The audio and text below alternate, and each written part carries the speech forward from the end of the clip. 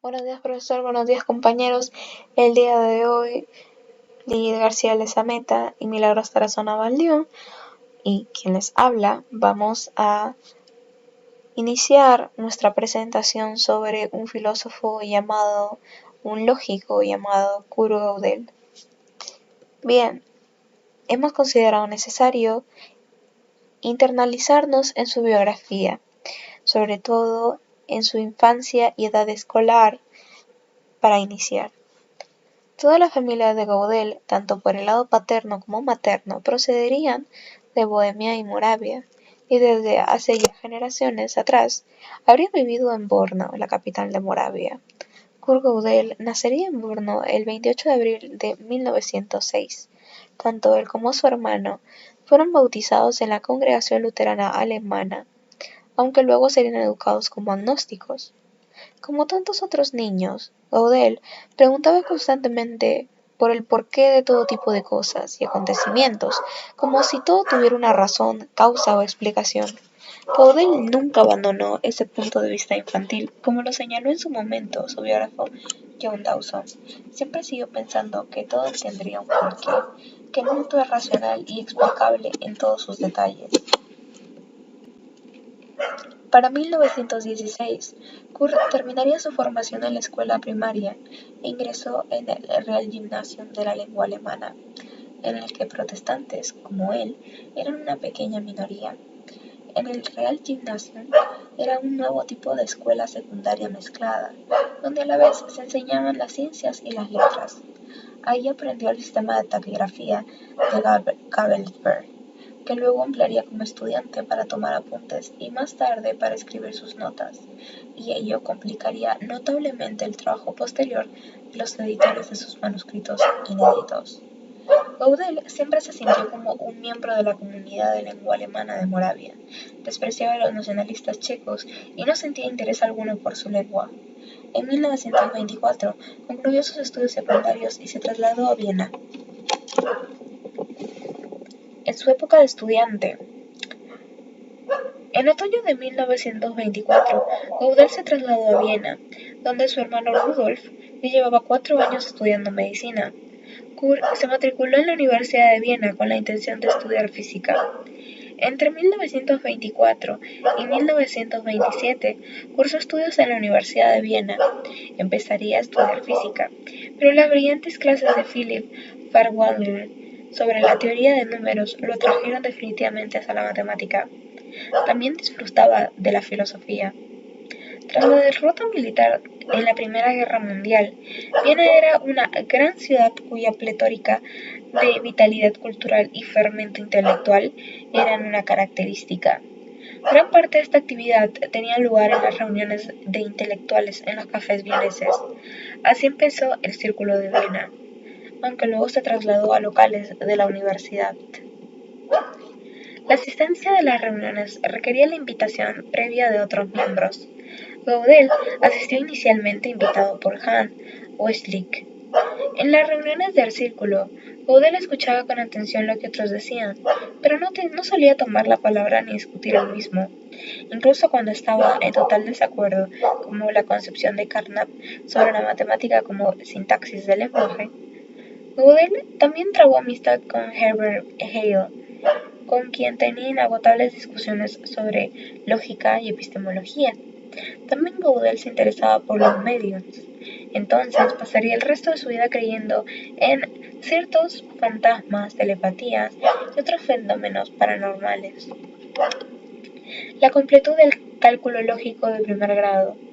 En la lógica hay una distinción importante entre las cuestiones sintácticas y las semánticas, es decir, entre las relaciones entre signos y las relaciones entre signos y otras cosas. Esta distinción no estaba clara para los primeros lógicos, pero ahora es un tema clave en la teoría de la lógica. Frege y Russell habían desarrollado cálculos deductivos para la lógica de primer y segundo orden a principios del siglo XX. En 1929, Gödel probó que la porción de primer orden de estos cálculos serían semánticamente completos, es decir, suficiente para obtener todas las fórmulas válidas de primer orden. En su tesis, Gödel distinguiría cuidadosamente las nociones sintácticas de la semántica. que los anteriores autores habían confundido, y sin embargo, Tarsila y otros también las diferenciarían con gran claridad. Gödel respondía a dos preguntas abiertas planteadas en Hilbert y Ackermann en 1928. Si el cálculo lógico del primer orden era completo y si los axiomas utilizados eran independientes entre sí. Además, extendió su resultado a la lógica del primer orden con identidad y conjuntos numerables de fórmulas y formuló y probó el teorema de compacidad. El teorema de completud semántica de la lógica del primer orden, junto con sus corolarios, los importantes teoremas de Lowenheim-Schole y de compacidad, están en la base de la teoría de modelos y gran parte de la lógica actual. Prueba del teorema de completud semántica. Gödel tuvo un destacable aporte a la filosofía matemática mediante su teorema de incompletud, que muestra que un sistema formal no podría probar todas las verdades y que por lo tanto no es completo. Dicho teorema va a establecer que cualquier sistema formal que sea capaz de expresar la aritmética básica no puede ser a la vez completo y coherente. Si un sistema es completo y coherente, significa que no hay algunas verdades matemáticas que no puedan ser probadas dentro de su sistema. Para ilustrar el teorema de Gödel va a idear la demostración en la que se usa una formalización de la aritmética de primer grado y luego demostraría que no podía ser completa y coherente. La demostración se va a basar en el siguiente razonamiento. 1. Asumamos que la aritmética de primer grado es completa y coherente. 2. Luego podemos construir una declaración P que dirá: esta declaración no puede probarse en la aritmética de primer grado. Si P es verdadera, entonces P muestra que la aritmética de primer grado no es completa. Si P es falso, entonces P va a mostrar que la aritmética de primer grado no es coherente. Por lo tanto, el teorema de incompletud de Gödel sostendrá que no existe un sistema formal que pueda probar todas las verdades matemáticas y resulte coherente a la vez. La gödelización. En matemáticas, un alfabeto es un conjunto de signos o símbolos. En la teoría de computación, estos signos pueden ser utilizados para representar información. Una palabra o hilera es una sucesión de signos de un alfabeto determinado. Una gödelización es un número asociado con cada palabra o hilera. Un ejemplo de gödelización es el sistema de Gödel, que va a asociar cada palabra o hilera en un lenguaje con un número natural. Este número se calcularía de la siguiente manera. Para cada signo del alfabeto se le asigna un número primo y cada palabra o hilera se representa como un producto de estos números. La gödelización tendría varias propiedades importantes entonces. 1. Es billecto, 2. Es computable y 3. Es inversible. La gödelización fue creada por Kurt Gödel para demostrar sus teoremas de incompletud de lógica matemática. Estos teoremas van a mostrar que no puede existir un sistema de lógica matemática completo y coherente que sea capaz de probar todas las verdades matemáticas. En resumen, la gödelización es una función que asocia cada palabra con un número natural y tiene varias propiedades importantes, incluyendo las anteriores mencionadas. Sería usada por Kurt Gödel para demostrar sus teoremas de incompletud en lógica matemática. La prueba del teorema de incompletud de la aritmética. En este texto, Kurt Gödel comienza con la descripción del sistema formal P, que utiliza lógica y axiomas matemáticos para realizar demostraciones. El sistema P interpreta las variables de diferentes tipos, donde cada tipo se refiere a diferentes entidades matemáticas como números naturales y clases de números naturales. Gödel propone un procedimiento para asignar números naturales a cada entidad sintáctica del sistema P, conocido como gödelización. Esto permite que las entidades sintácticas se representen mediante números y establece una correspondencia entre las relaciones y funciones matemáticas. Seguidamente, Gödel también define 46 relaciones y funciones numéricas e introduce la clase de funciones numéricas recursivas primitivas, que se definen mediante la composición y recursión de funciones iniciales triviales. Estas funciones se utilizan para definir relaciones y funciones numéricas, donde 41 de ellas corresponden a nociones matemáticas. El autor demuestra que las primeras 45 relaciones y funciones son recursivas primitivas, pero la última no lo es. La última es la propiedad numérica de ser una fórmula deducible, es decir, la propiedad que tiene un número natural.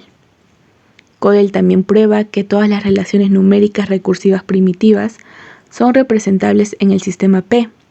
Además se introduce el concepto de consistencia doble, donde un conjunto de fórmulas es doble consistente si no se puede deducir tanto una fórmula como su negación en el sistema P. El teorema 6 de Gödel se refiere al famoso teorema de incompletud, que establece que en el sistema P siempre hay una sentencia que no se puede demostrar ni su negación. Gödel también introduce las nociones de clase, relación y sentencia aritmética. Las clases y relaciones aritméticas son aquellas que pueden ser definidas mediante fórmulas de primer orden, utilizando solo las nociones de cero, siguiente, suma y producto. Sin embargo, no todas las clases y relaciones numéricas son aritméticas, ya que hay una cantidad infinita e innumerable de ellas, mientras que solo hay una cantidad infinita numerable de fórmulas. Aritmética clásica e intuicionista. Durante 1932, Gödel participó activamente tanto en el seminario de Hahn sobre lógica como en el coloquio matemático de Menger. El 28 de junio de 1932, presentó en el coloquio de Menger su importante comunicación sobre la aritmética intuicionista y la teoría de números, publicado el año siguiente en Resultados de un coloquio matemático. La lógica y la aritmética intuicionistas surgieron como una respuesta a la percepción de que la lógica y aritmética clásica era demasiado extensa y peligrosa. La lógica y aritmética intuicionistas se consideraban más restringidas y rigurosas, lo que las hacía menos susceptibles a las contradicciones. Mientras que con la lógica y aritmética clásica uno podría perderse y caer en contradicciones. En años anteriores, Kolmogorov y Glibenko habían demostrado que la lógica intuicionista de alguna manera incluía a la lógica clásica. Sin embargo, las consideraciones de Kolmogorov solo se publicaron en ruso y no se conocieron en otros idiomas hasta mucho después, cuando ya estas consideraciones habían sido superadas por los resultados más precisos de Gödel, que sí estaba al tanto del trabajo de Glibenko. Tiempos turbulentos. En enero de 1933, Hitler llegó al poder en Alemania y ya los nazis ejercían violencia en las universidades, impidiendo la entrada de la policía. Mientras tanto, Gödel daba clases en Viena sobre fundamentos de la aritmética. A su regreso a Viena, después de una estancia en América, Gödel se encontró con un ambiente deprimente, ya que su mentor Hans Hahn murió de cáncer y el presidente Dollfuss fue asesinado. Esta situación tuvo un impacto aún más negativo en la salud física y mental de Gödel, quien fue diagnosticado con un colapso nervioso y pasó varios meses en un sanatorio en Reka-Winkel. Ya para abril, perdió el permiso para enseñar en la universidad y en septiembre se casó por lo civil con Adele. Luego, sin solicitar permiso, Gödel decidió partir solo a América y escribió desde Princeton al decano de la universidad para informar que pasaría el siguiente semestre de invierno allí. Después, en enero de 1939, Gödel se trasladó nuevamente a la Universidad de Notre Dame, donde impartió clases sobre teoría de conjuntos y lógica, junto a Menger hasta finales de mayo. En septiembre de 1939, Alemania ya había invadido Polonia y comenzado la guerra con Francia y Gran Bretaña. En ese momento Gödel tenía problemas en la universidad, ya que le habían revocado su permiso de docencia debido a que se había ausentado sin permiso el año anterior. A esto se sumó el hecho de que recibió una citación para el servicio militar, lo cual complicaba aún más su situación, ya que le dificultaba pedir un permiso para salir del país. Además, fue golpeado por nazis al confundirlo con un judío. Esto ocurrió mientras paseaba con su esposa Adele cerca de la universidad. Ante esta situación, Gödel quería dejar Alemania, pero se encontraba con dificultades para que los alemanes le permitieran salir, como también para obtener un visado de entrada a Estados Unidos. El 15 de diciembre dio una conferencia en la Universidad de Göttingen, en la cual homenajeó a Hilbert y habló sobre su prueba de la consistencia de la hipótesis del continuo. Después se trasladó a Berlín, donde finalmente obtuvo los visados de salida para él y Adele. El 15 de enero de 1940, los Gödel abandonaron Berlín y después de un agotador viaje a través de la Unión Soviética, llegaron a Yokohama, Japón, el 2 de febrero de 1940. Luego de esperar y descansar en Yokohama, Kurt y Adele embarcaron hacia América y llegaron a San Francisco el 4 de marzo. Desde allí viajaron en tren hasta Nueva York y se establecieron en Princeton. Una vez en América, Gödel solicitó la ciudadanía estadounidense, la cual le fue concedida 8 años después. Aunque también tuvo la oportunidad de salir del país, Gödel decidió instalarse definitivamente en Princeton y pasó los últimos 37 años de su vida allí. Bueno, seguimos con Adele y otros temas de la vida privada. Kurt Gödel fue un lógico y matemático austrohúngaro, conocido por sus contribuciones a la lógica matemática y a la teoría de la incompletitud. En términos de su vida personal, Gödel se casó con Adele Nibursky en 1938 y su relación con ella fue fundamental en su vida. Ella, siendo aún su amiga, era su probadora de comidas, rol que ella siempre conservaría, porque Gödel temía ser envenenado. Gödel experimentó problemas de salud, hipocondria y paranoia. Su relación con su esposa y su vida personal pueden haber tenido un impacto en su bienestar general. Bueno, seguimos con filosofía de la matemática. Jesús Mostarín ofrece una introducción a los principales problemas filosóficos de la matemática. El autor comienza analizando la naturaleza de la matemática. Sostiene que la matemática es un lenguaje formal que se utiliza para representar relaciones entre entidades abstractas. Luego discute la relación entre la matemática y el mundo real. El autor sostiene que la matemática no es un reflejo del mundo real, sino que es un instrumento que se puede utilizar para descubrir el mundo real. A continuación, Gödel aborda el problema de la verdad en matemáticas. Sostiene que las verdaderas matemáticas son verdades necesarias, es decir, que son verdaderas en todos los mundos posibles.